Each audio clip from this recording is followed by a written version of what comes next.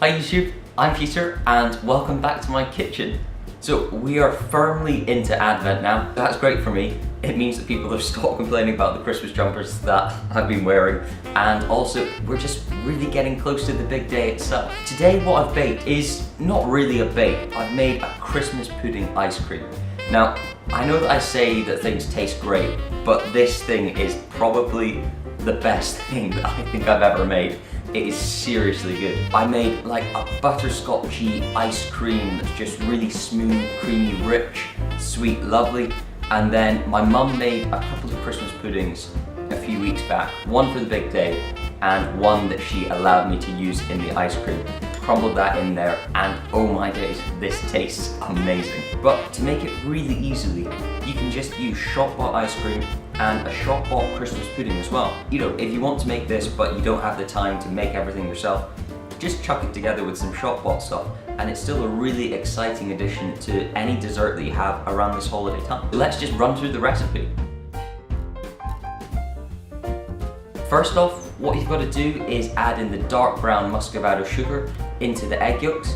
Give that a quick beat up until it's a wee bit foamy. Doesn't matter if you keep lumps of the dark muscovado sugar in there, it'll come out in the cooking. Then at the same time, heat up the milk, cream and vanilla extract until it just comes to a boil. Once that's boiling, pour it back into the egg yolks, whisking all the time to make sure that they combine and none of the egg yolks scramble. Then what you want to do is pour that mixture back into the pan, put it on a very low heat and continuously stir it, cooking it out until it's nice and thick. You don't want to let this boil at all, because if you do let it boil, then the egg yolks will curdle, you'll get a really lumpy custard, it'll just be horrible. Once it's thick enough that it can coat the back of the spoon, and then you run your finger through it and it holds a really nice line, at that point you're going to take it out, pour it into another bowl and then cover that with cling film.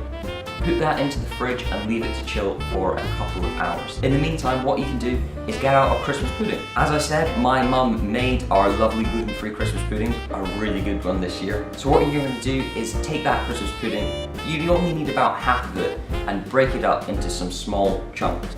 Once your custard has been in the fridge for a few hours, then we're going to take it out and add it to an ice cream machine bowl that's been pre-frozen. If you don't have an ice cream machine, then what you can do instead is freeze it for about 30 minutes, take it out, give it a good beat with a whisk, and then freeze it again for another 30 minutes. You're going to have to repeat that process 5 or 6 times until it's fully frozen. So it's a bit more effort than just putting it into the ice cream machine and letting that do the work. If you are using the ice cream machine, it'll only take about 15-20 minutes. Halfway through that, I sprinkled in a tiny bit of salt. That really cuts through all this sweetness and it gives a really nice finish to the ice cream. Once you've got the consistency of soft serve ice cream, just chuck in the Christmas pudding, let it churn for a few more minutes until it's all fully combined, and put that into an ice cream tub ready to go into the freezer. Put this in the freezer for a couple of hours, scoop it out whenever you want, and then add on top of it cinnamon sugar, some orange zest would be nice, or have it alongside a Christmas pudding or anything. It's just a really lovely, lovely ice cream. I'm so pleased with it. So I hope you guys have enjoyed watching this video. If you have, give it a like down below, share it with your friends and subscribe to my channel for some more videos like this one. I just want to say thank you so much for subscribing. We've just hit 200 subscribers and 10,000 views.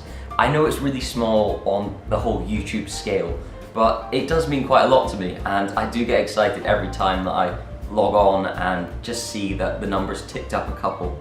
So thank you very much for subscribing and I hope that you keep on enjoying watching my videos.